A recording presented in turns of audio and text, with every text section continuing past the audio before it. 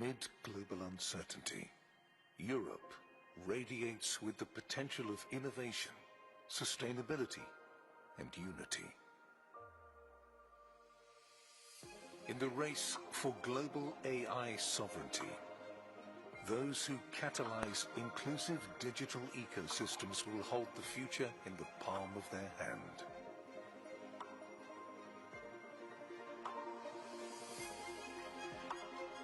Europe's clean energy revolution is igniting economic resilience and lighting the way for the global green transition. European biotech breakthroughs are ushering in a new era of precision medicine, unlocked by a deeper understanding of human biology. Propelled by optimism, the next generation of European business talent is recalibrating the continent's trajectory within the global economy. At the center of a stronger Europe is a renewed focus on building, not outsourcing, its industrial power.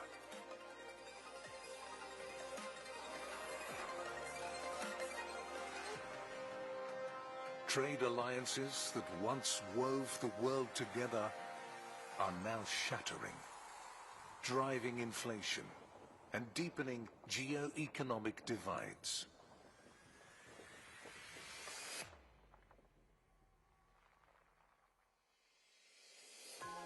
The question isn't whether capital can connect our fractured world, it's whether we can afford not to.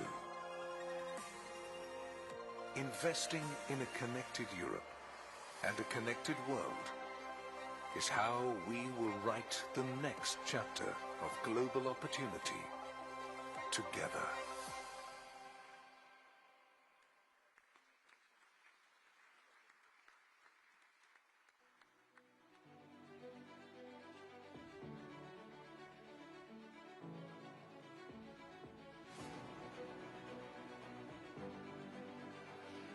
Your Excellencies, ladies and gentlemen, Prime Minister Edi Rama, thank you so much for your hospitality.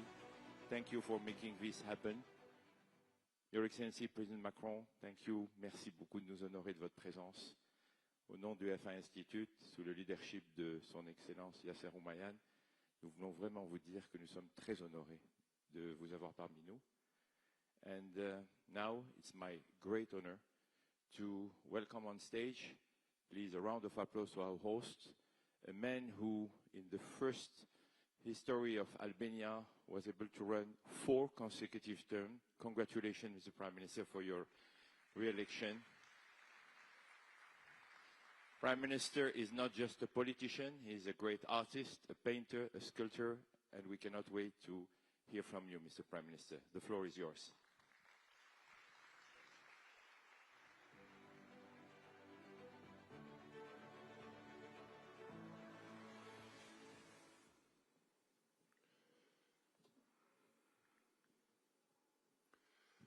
First of all, very much welcome to Tirana, and let me start by thanking wholeheartedly Richard and Cecilia for having kept the promise to come back with many people. And here we are, while I'm very, very pleased to be together with a great leader, a very dear friend, the President of France, who comes in Tirana for the second time in 18 months, after no president came in more than 100 years. So thank you, Mr. President.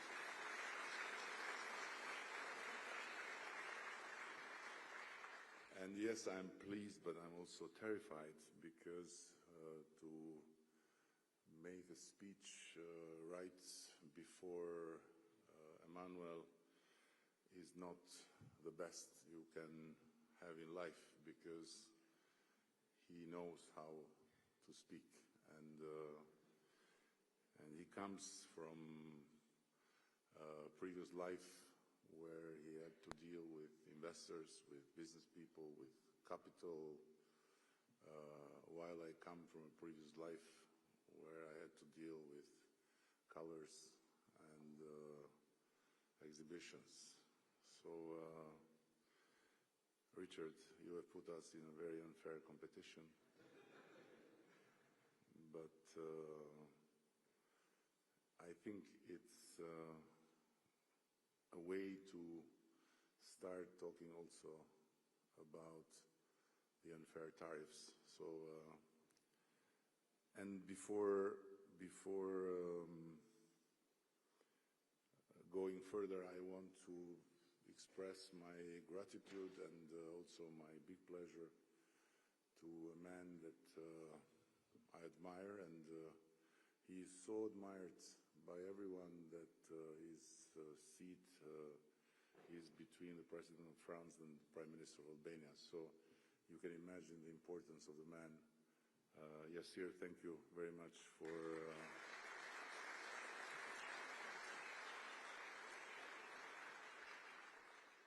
coming and for generously bringing with Richard this wonderful platform.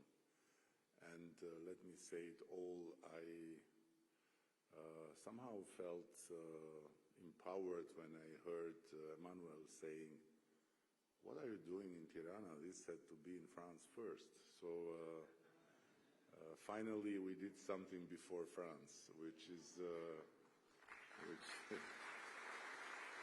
a good start. And so I want to be very brief, which is not my forte, by the way, because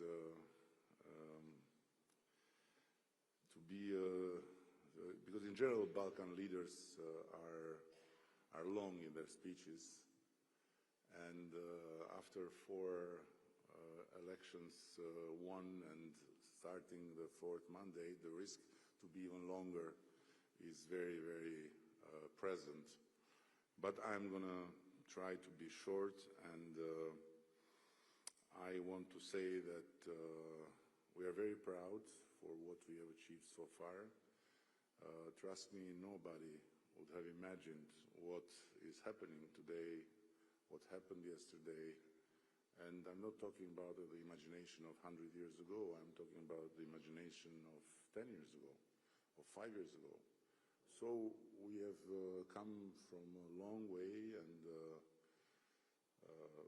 now we witness the results of the change we are making happen, and it's both satisfying and terrifying, because the responsibility is much bigger, and the demand to perform in the highest level is increasing every day. Yesterday we had a fantastic European Political Community Summit, and we realized how complicated it is to organize such a big event. But I think we did it well. And while in the western part of Europe they've done so many events of that kind, so at the end they think that the guests deserve just some cold catering food.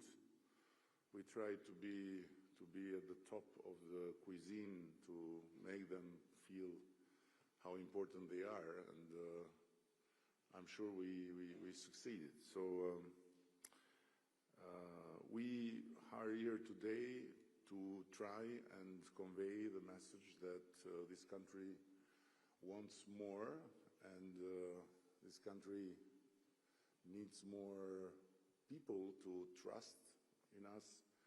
And the good thing about Albania is that, as you see, we are also good friends with many. And we feel blessed to be able to say that we are strategic partners of the EU, of the United States, but we feel also very blessed to say that we are close partners to Saudi Arabia, to UAE, to the Gulf countries. And by the way, we follow with admiration what is happening in these countries, the vision, the drive, the ambition of His Highness Mohammed bin Salman and of the President of UAE, Mohammed bin Zayed, and so on. So we are in a good place to try and learn from different realities, different path of life, and to do the utmost to make the best out of it. And now we are aware also that the time we live in is complicated. And I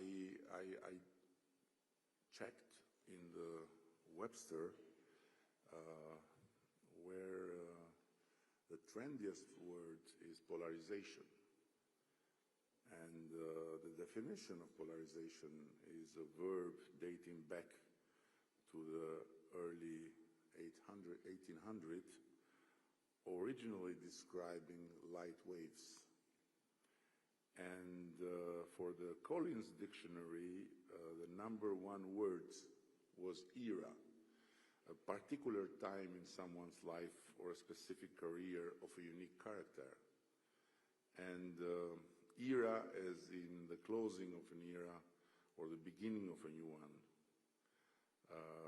But beyond analogies, I believe and continue to believe with all my strength that when Donald Trump says that God saved him because he has a plan for America, he's saying just half of the truth. My belief is that the other half of the truth is that God saved him because he has a plan for Europe too. And I want to share with you the belief that when I heard the United States President speak about the golden age coming, my sensation was that, in fact, wishing all the best to the United States, of course, a golden era can open for Europe also. And it will be all about how far-sighted we'll be and how much able we'll be to think out of the box and to understand that in this world where everyone else is doing the unthinkable, Europe cannot just continue to think as it used to think before this moment appeared in our life.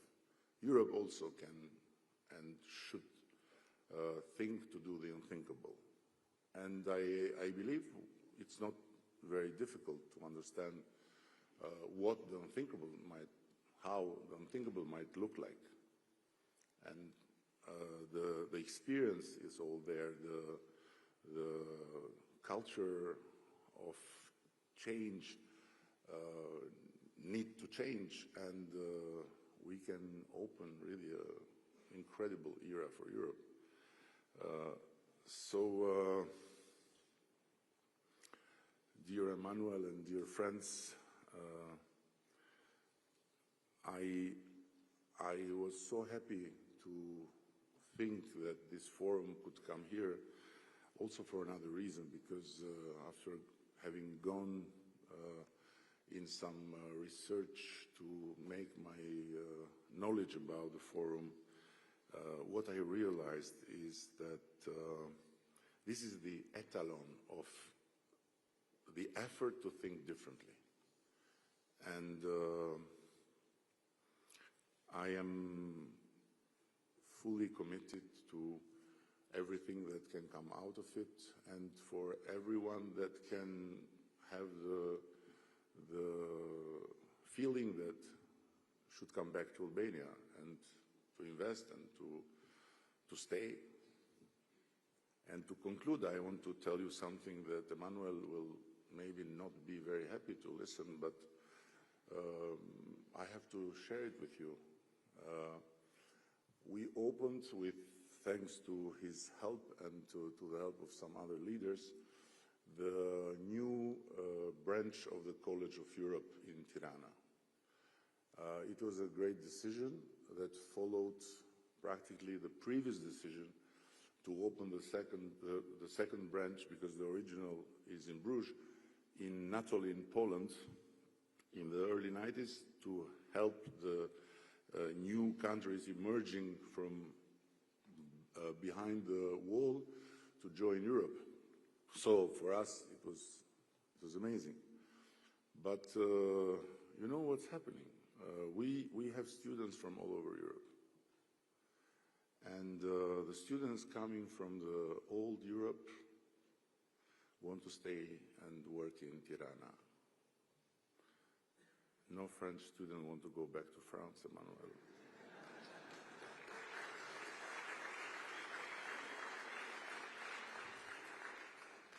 And I very much hope that you'll not be blamed by your opposition that it's you behind their drive to stay in Tirana by coming so often to Tirana. So thank you very much again. I want to escape this floor and to not enter in the merit of all the deep subject that Richard offered to us in the presentation, because there is someone else that knows exactly what to say and what to do about the deep subject.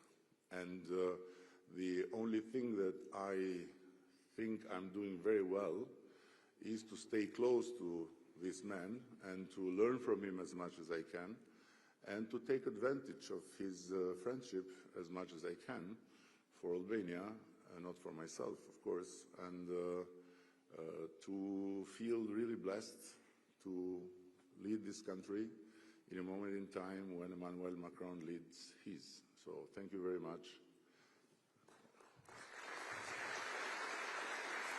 And I'm supposed to stay to answer a question.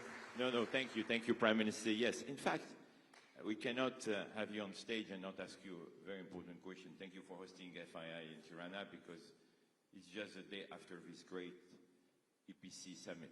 What happened yesterday? Can you share with us what were the main outcomes and what was discussed?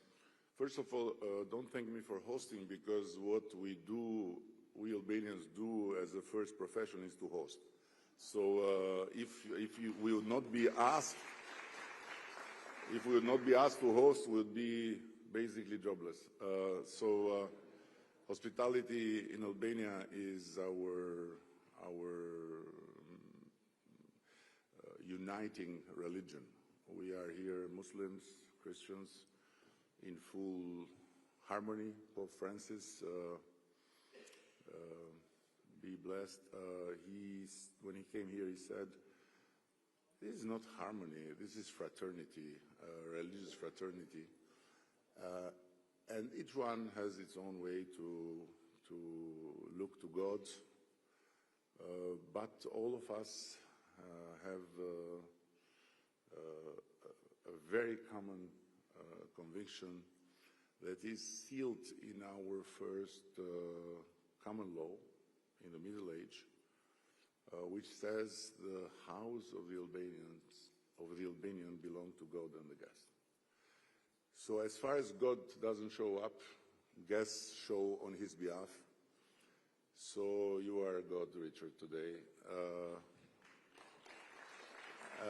If you would be alone with Cecilia, you would be the only god and goddess, but having Emmanuel here and Yasir, you have to share the place of God with some other gods.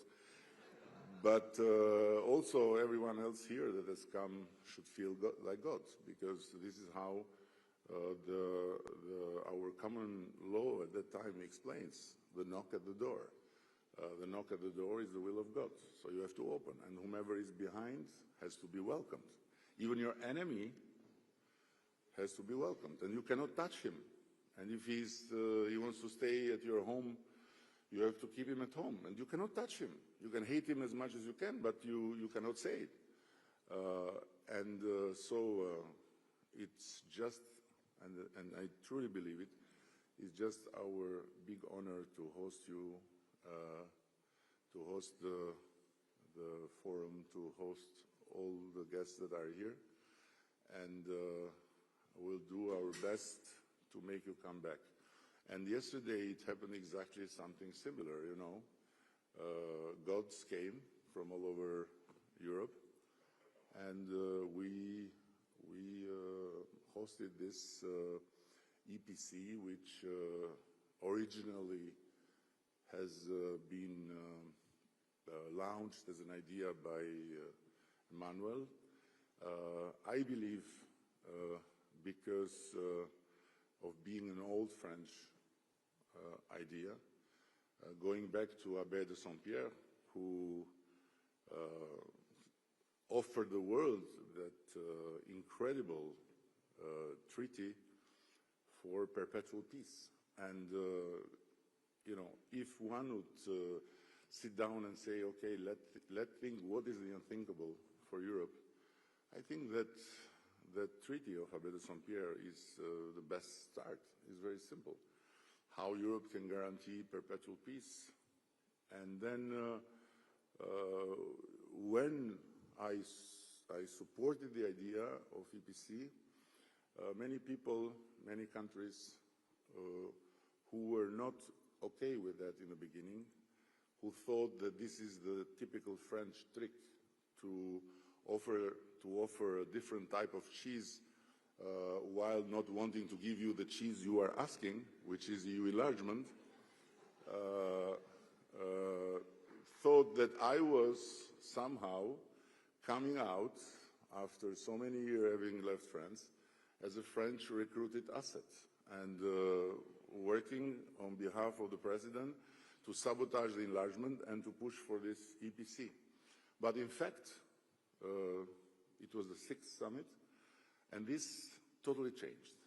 And I believe the aggression of Ukraine has made everyone realize that this format is very much beneficial to everyone, because it gathers the big democratic Europe, from Great Britain to Turkey, from Switzerland to Azerbaijan and Armenia.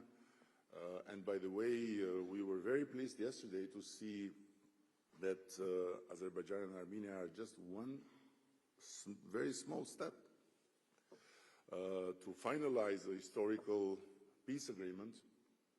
And so now, to see all this happen in Tirana is absolutely amazing.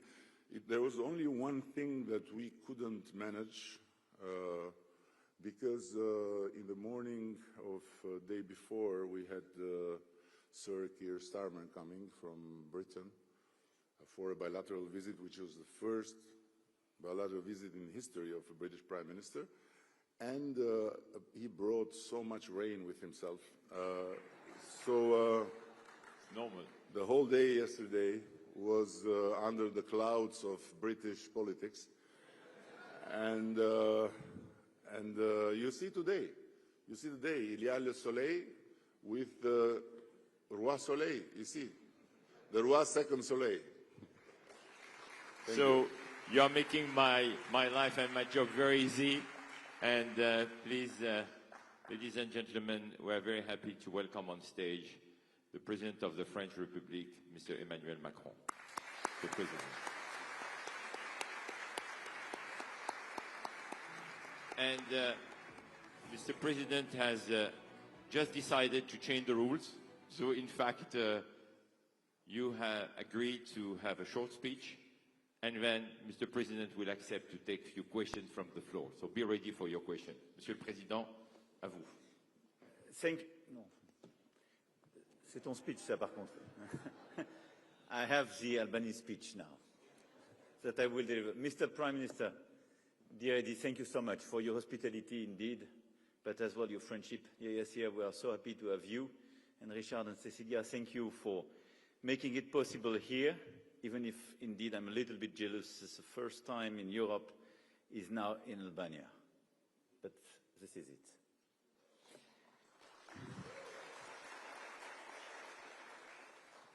Look, Edi delivered very important messages, and I do agree with them, and I don't want to repeat. But I just wanted to say a few words, perhaps about our Europe, but as well answer all the questions you have. Because the moment we're living in is quite chaotic in a certain way. And I think it's very important to have a clear strategy for France, for Europe, and for this larger Europe, which is today what we have in the European political community. And perhaps to answer your questions on our journey, if I may say, and the relationship as well with the US, China, and so on. But my conviction for the European strategy in this context is that we have to take this opportunity to accelerate and have a clear strategy of competitiveness, investment on the top priority, and become really a power. And I will revert on that. We need a big acceleration, and competitiveness is absolutely critical. Mario Draghi wrote a wonderful report making it very clear on what we should do. But this competitiveness should be first based on simplification. We have to streamline our regulation in order to resynchronize with the rest of the world. And this is one of the top priorities we have. The Commission started to make some moves, but they are probably too shy. And there is today a very strong alignment, especially with Chancellor Merz. And we issued a paper a few days ago, an op-ed, where clearly we commit together to streamline a lot of ongoing regulations if we want precisely to resynchronize. And especially CSDDD and some others are, let's be clear, to be revisited, not to say out of the table. The second point is the deepening of the single market.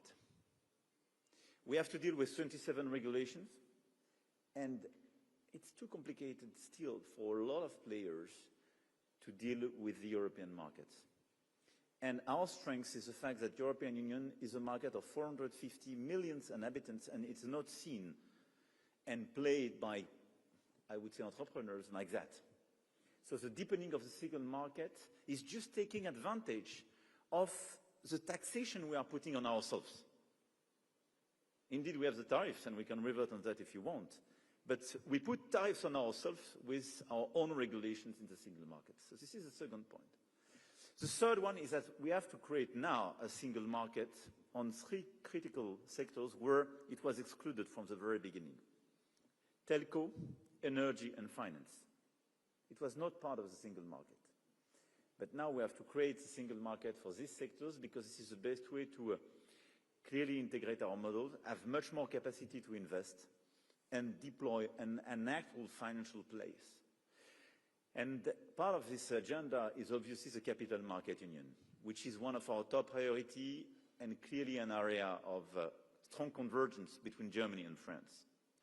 Because we do believe that we have, and it's on top of the fact that we underuse our single market, but we are underusing our own savings. If you take the savings of the world, and I put the Gulf apart, given the structure today of your economy, but even if you compare China, US, and Europe, we have much more savings. But the problem is that all these savings are put in institutions that we over-regulated not to invest on equity and innovation. And this is, I would say, the beauty for other continents of the past 15 years. Because of a financial crisis, which came from market players in the US, we decided collectively to over-regulate financial institutions in Europe. But this is the clear outcome of the last 15 years. And we put with Solvency and Basel a series of layers of regulation on these key players which are critical for the financing of the European economy. 75% for our financing goes through banks and insurance. And through these regulations, we just stop their capacity to finance innovation and equity. And this gap in innovation and equity is the first explanation of the gross difference between the US and Europe. So on top of simplification, deepening of the single market and this acceleration, we have to create this capital market union, meaning we have to resynchronize our regulation with the US on banks and insurance, and we have clearly to rechannel our savings to be sure that they go to the right place, meaning the right locations and the right sectors. It's absolutely key. Here is, for me, the top priority of the European Union, and everything is about speed and our capacity to deliver this agenda as soon as we can, and with the right magnitude, the right scale. Second point is that our Europe clearly has to invest on three top priorities: green tech, AI, and defense and security. And these three areas will require much more public and private investment. This is why we will have to reshape our common budget, because we need much more common financing, but we will have as well to deploy much more capacity of the private sector to go in these critical areas.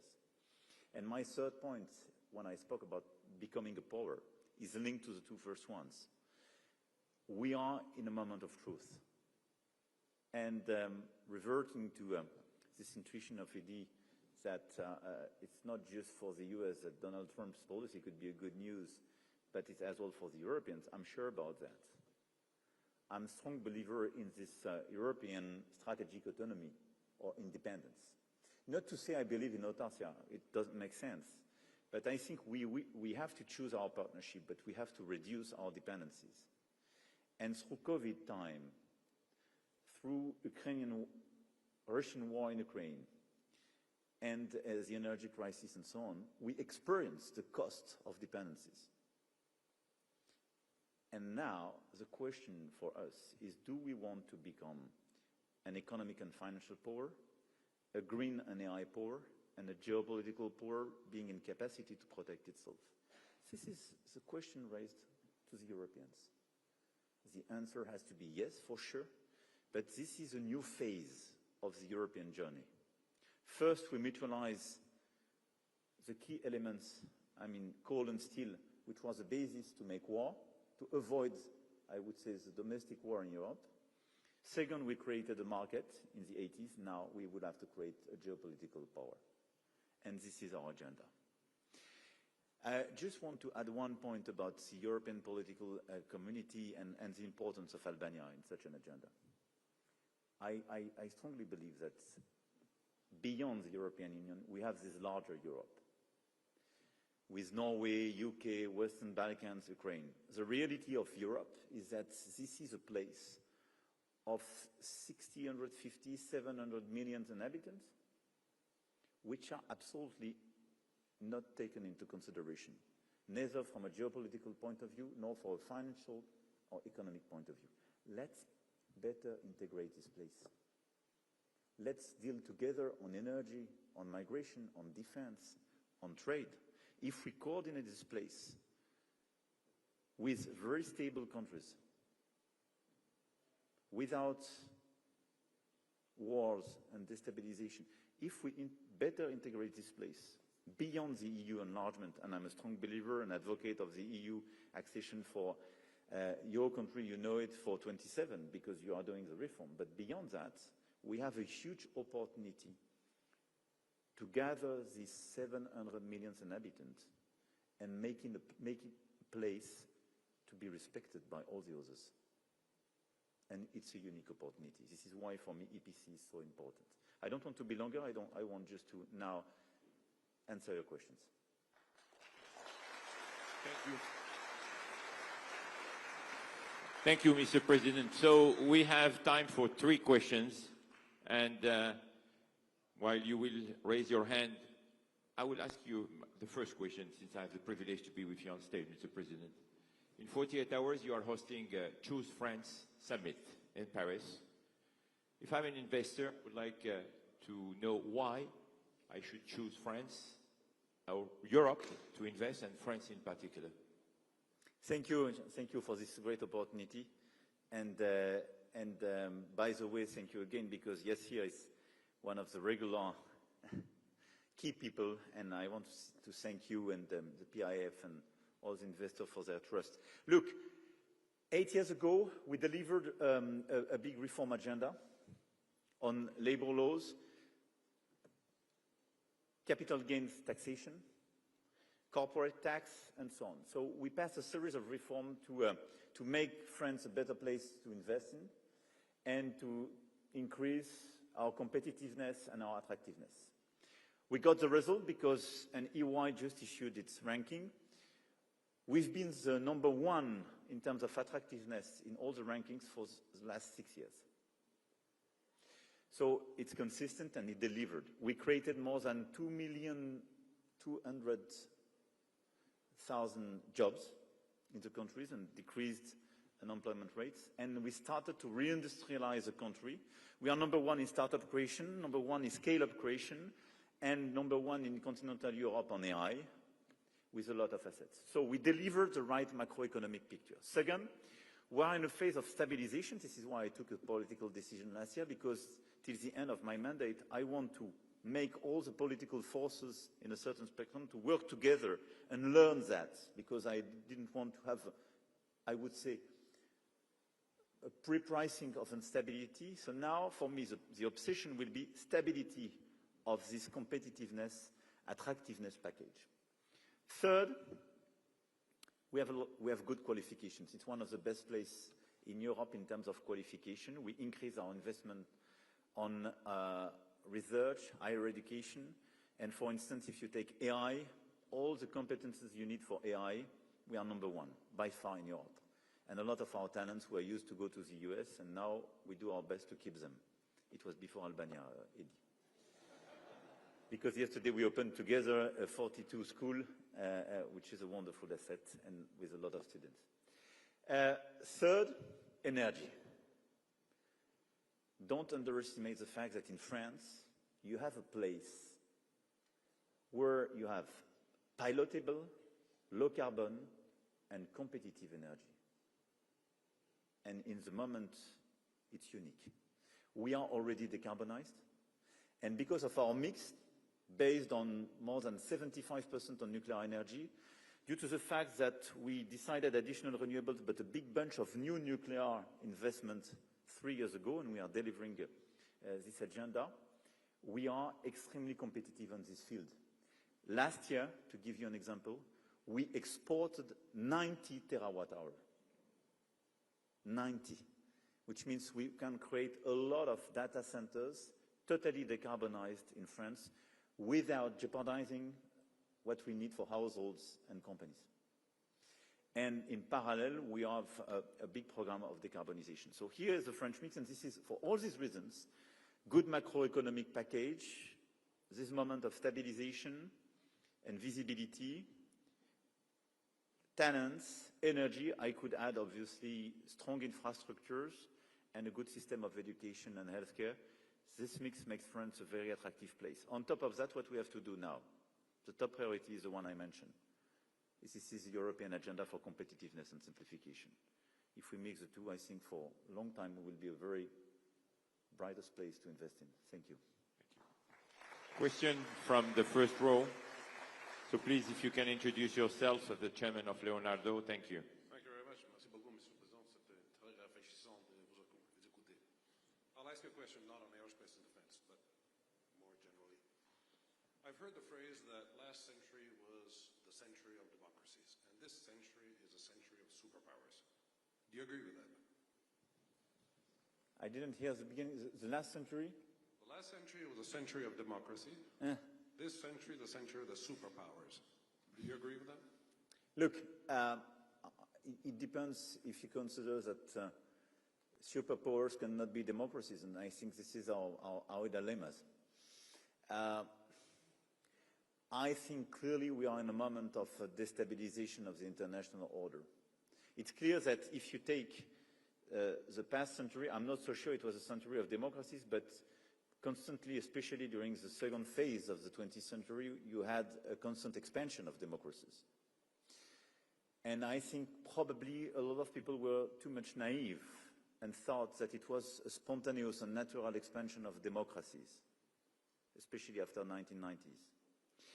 Now we have started to enter in a new phase, in a new time where democracies are at risk.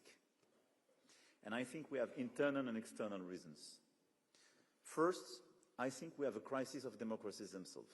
We have a crisis of efficiency because our democracies became too slow, probably too complicated. And I don't want to enter into too much details, but we all experience the fact that now there is this challenge for democracies to reaccelerate and clearly be at the service of people and not just monitoring too many processes they created for themselves. So the good checks and balance was replaced by a sort of paralysis. The problem is, I would say, the overreaction to that. And if the best reaction to be efficient is to kill all the checks and balance, we will have a big problem. So I'm very much in favor of checks and balance. I'm not very sure when I see a country without any type of regulation and counterpower. I strongly believe we need checks and balance in our countries because it's good for the long run, but we have to make our countries and our democracy much more efficient. Second, I think we had the emergence of a very powerful model with long-term and strategic leadership. And they delivered and they got results in China, in the Gulf, and in other places. And so now we are challenged in our capacity precisely in the global environment to deal with that. And the question raised by a lot of countries is, are you sure that democracy is the best model? And third, there is a collapse of the international order due to the fact that there is a lack of efficiency of this international order. WTO for trade. So the result is that we got tariff. I do prefer the good old WTO, to be honest with you. But we made it inefficient at the end of the day. Second, we are not able to fix peace and war issues. So the big risk is to see indeed the superpowers coming. But at the end of the day, is it good for us collectively? I think it would be a disaster. So I think we have to find a way to make our democracies still democracies but much more efficient. We have to recreate a global order which will not be a jungle, where you have tariffs everywhere and where you are just the law of the strongest to be imposed to the others. This is why, in such a situation, we have to make Europe much stronger, much more independent. And for me, the strategic autonomy agenda is critical for the Europeans, but broadly because we are the one to be able to reshape this agenda. Second, we need a very strong coordination between US and Europe. And third, we have to reshape the global order with new discussion on currency, trade, defense and security, involving US, Europe, China, the Gulf, India, and in fact, BRICS countries. And for me, the new discussion to come and to organize it between G7 and BRICS, for sure. Thank you. Question from the CEO of Aqua Power. Thank you. I moved to Saudi Arabia about 2.5 years ago, fascinated by the speed and scale of Vision 2030 and the change that it's bringing there. To give you an idea, we are building at the end of the year 10 gigawatt of combined cycle, 30 gigawatt of renewables, so the same amount of capacity of Spain together. I really believe, we spoke about energy, you mentioned that in the panel before also, there's a great opportunity to build an energy bridge between Saudi Arabia and Europe, from the Gulf to Europe, not only in power with cables, but also green hydrogen, which today is cheaper to produce than gray hydrogen in Europe due to the cost of gas. You mentioned that. What's your suggestion to accelerate the development of this? We're talking with companies, we're talking at single government level, we're talking to the EU. How can we bring it all together to accelerate building this bridge? Thank you, Marco. No, thank you. I strongly, I don't want to be too technical. First, I think in Europe we can do much more in this field if we simplify as well. This is typically an area where if in Europe you simplify the capacity to produce by being probably much more realistic on the standard, and if we better integrate and create an actual European grid, we can do much more on renewables and efficiency in terms of energy. Second, I'm always careful on the green hydrogen model. I do believe in the fact to produce low carbon, low cost energy, for instance, in Saudi Arabia, and to channel it through cables, because we know the techniques, it's quite clear. When you look at the metrics, but probably a lot of you are much more expert than I am, to transport green hydrogen is much more challenging. Probably it makes more sense to transport low carbon energy and make the electrolysis in the place you produce. But it's to be discussed. Nevertheless, we have a very important project we launched with India, Saudi Arabia, UAE, Europe and US, which is IMEC. I'm a strong believer in this project. And the idea of IMEC is precisely to frame all the infrastructure and connection. And as you can imagine, this is a sort of pacific and friendly alternative on another road, if I may say, but from India to Mediterranean Sea. And it's railways, roads, energy, trade, and so on. And obviously, you are the link in the middle. We have a lot of financing. We have Global Gateway and the European financing being mobilized on it. We have World Bank being part of this project. I tasked Gérard Mestrallet for France being in charge of IMEC. So I strongly believe if we accelerate now just the roadmap, we have all the money and we can deliver very concrete projects. I was with Prime Minister Modi in Marseille, for instance, and we just assessed all the projects we can have from India through Saudi Arabia, UAE, Qatar to Marseille. It's absolutely incredible. And by the way, Albania has a place in this road, and it makes a lot of sense. So I think we have to focus now on the basis of this G20 project with the right skills and right tools, meaning World Bank, EU financing, and all the different governments financing to deliver this roadmap. But I'm a strong believer in these connections. Mr. President, thank you very, very much for being with us and for answering to these questions. I know you have a very time. Thank you. Please stay in the room. No, thank you very much for your attention. Thank you. Thank you, Richard and Cecilia, for everything. Yes, here. Thank you so much. And let me just say in a few words, it's great to have you in Europe. I know that you come from a different part of the world. This is a stable and a reliable place. And in this crazy world, don't underestimate the strengths of such qualities. And I'm very happy you are here beyond, our jokes with Prime Minister Edi Rama. Because here in Albania, clearly, you have the entry point in this region of Western Balkans, but much more broadly. And it's a key point in the Mediterranean place and Europe. So I do encourage you to invest in Albania because you have a strong leadership.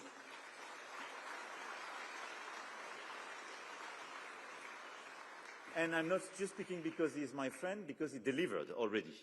And in 2 years to come, as now he has clear mandate, he will join the EU and it will be key. Second, I want you to know and to be sure that we will deliver as Europeans. Now there is a strong alignment between Germany and France. We will gather our colleagues to deliver clearly the agenda I mentioned. So please invest in Europe. Please do believe in Europe because we need your trust, your investment in order to deliver this very ambitious agenda because I think this is the right one as well, not just for the Europeans, but all the other regions to create much more stability. Thank you very much. Please, ladies and gentlemen, a round of applause for President Macron. And while Their Excellencies will leave the room, please, you have to stay in the plenary hall, and I encourage you to listen to the two coming sessions. Amazing session with Jared Cohen from Goldman Sachs, and another great session with Linda Rama, who, of course, do not need any introduction. Please, ladies and gentlemen, if you'll be kind enough to stay in the plenary hall while Their Excellency will be exiting. Thank you.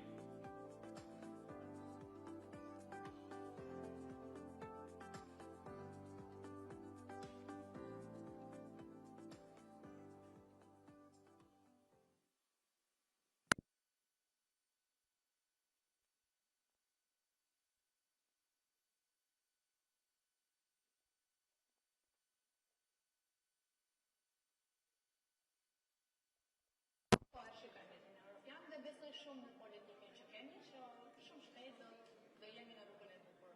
Now we have all the resources to feel like an European citizen.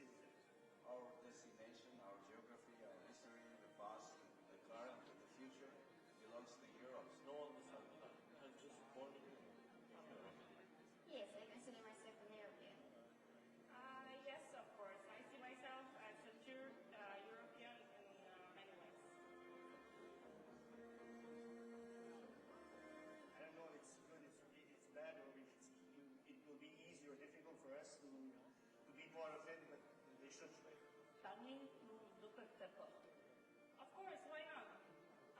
We have potential in many ways, so we just need some changes.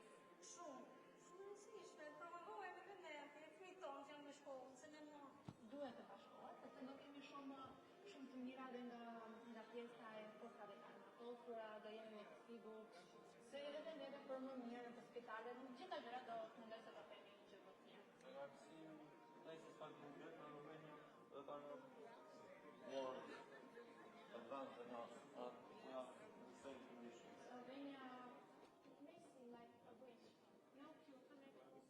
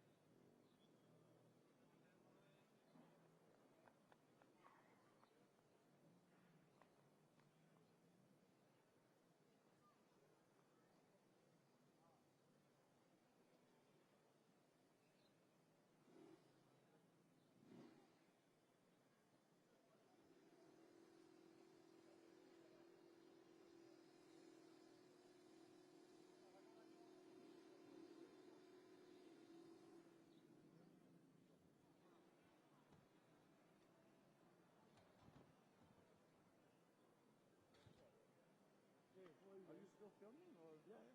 Okay. I'll just. Okay.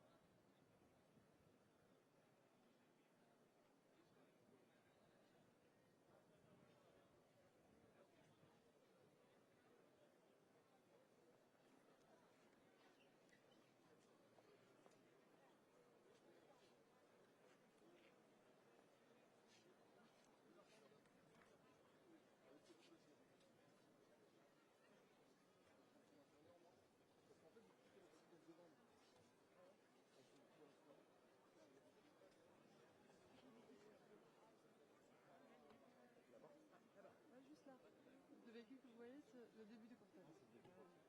From Nigeria? No, Yoruba. Yes, Yoruba.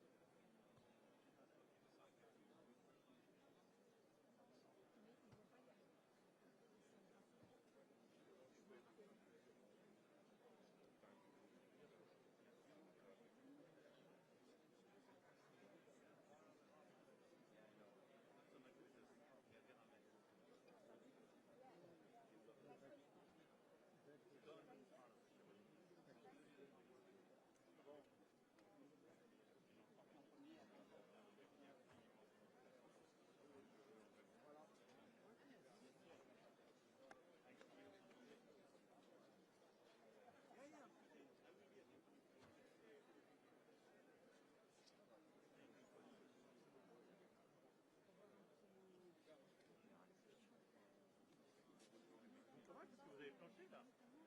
Avec les dates, bravo, hein.